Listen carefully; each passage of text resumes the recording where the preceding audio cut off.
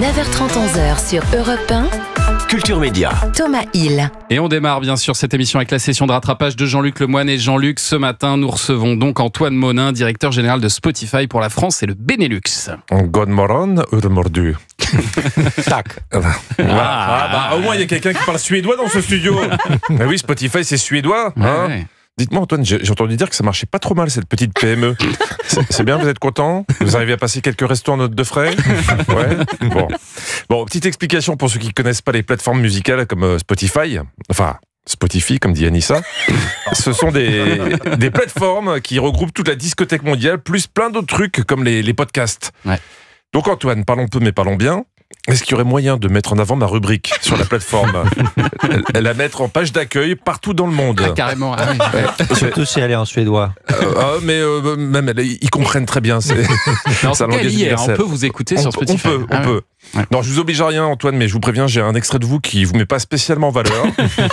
C'est pas une menace, mais si vous faites péter la mise en avant, on oublie tout. Je plaisante. Je vais le diffuser quand même. Vous étiez sur BFM Business. Aujourd'hui, 50% des revenus générés par les artistes français sur Spotify proviennent de l'étranger. Ok. On se retrouve 6 secondes plus tard. C'est vrai parce que 50% des revenus générés par les artistes français sur Spotify proviennent de l'étranger. Ça veut dire quoi? Ça veut dire que vous me rappelez ma grand-mère qui répétait toujours ses phrases 2 fois. Mais elle était très vieille, elle avait des petits problèmes de mémoire. Vous avez pas de problème de mémoire, Antoine? Je crois pas. Non. Allez, je vous laisse conclure cette interview. Vous étiez chez BFM TV pour parler de l'intelligence artificielle. On a publié des données il y a pas longtemps. La moitié des revenus générés par les artistes français sur Spotify proviennent de l'étranger. Bon, j'imagine que c'est mort pour la mise en avant. Bon, ça, vous n'aurez pas besoin de me le répéter tout à l'heure. C'est déjà une bonne chose. Vous êtes sûr? J'ai bien compris, c'est 50%. Et alors Jean-Luc, pour votre session de rattrapage ce matin, vous avez regardé l'île de la tentation. Oui, je vous rappelle vite fait le principe. Des couples sont... Si, c'est important, il y a des gens qui découvrent ça. Des couples sont séparés, puis les femmes vont avec des beaux tentateurs, et les hommes vont avec de belles tentatrices, et le but est de rester fidèles. Et comme ils ont tous une libido de lapin... Je peux vous dire qu'il y a du monde dans le terrier. On a l'image, ouais. On s'intéresse à Sandra et Jimmy, qui sont ensemble depuis 5 ans. Et Sandra regarde une vidéo de son fiancé, prêtez bien l'oreille. Sandra est d'origine polonaise, avec un petit accent, et voici ce qu'elle a vu.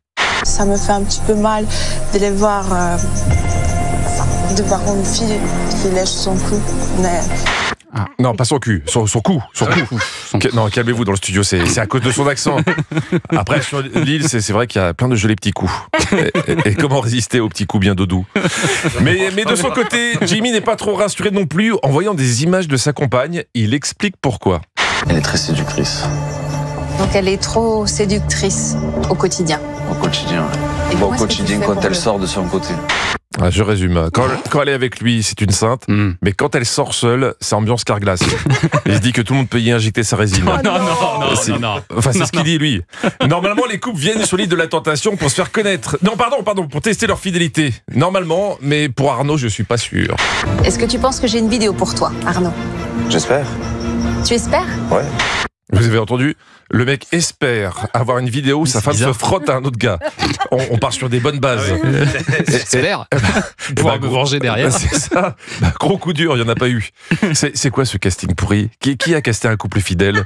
Bon, en même temps, ils sont là que depuis 24 heures. Mais je vous rappelle que la fidélité dans la télé-réalité, c'est comme l'âge des chiens. Il faut multiplier par 7. La bonne nouvelle, c'est qu'Arnaud a pu repartir rassuré sur la plage des garçons. Quant à Arnaud qui est sorti soulagé de ce premier feu de camp, il relâche la pression à sa manière. Un petit bain de minuit en compagnie de Charlotte. C'est la particularité de cette émission. Sa fiancée est fidèle, il va prendre un bain de minuit avec une autre pour fêter ça. Je pense que si elle le trompe, il l'épouse. Cory et le tentateur Nasser vont se faire masser. Oui, vous croyez quoi? Il y a pas d'activité bibliothèque sur l'île. Voilà la conclusion de ce moment de détente par Cory. C'est vrai qu'avec un inconnu, je ne sais pas si j'aurais été aussi à l'aise qu'avec Nasser, que pourtant je connais pas. Je suis d'accord. Voilà, on est toujours plus à l'aise avec les inconnus qu'on connaît, même si on les connaît pas.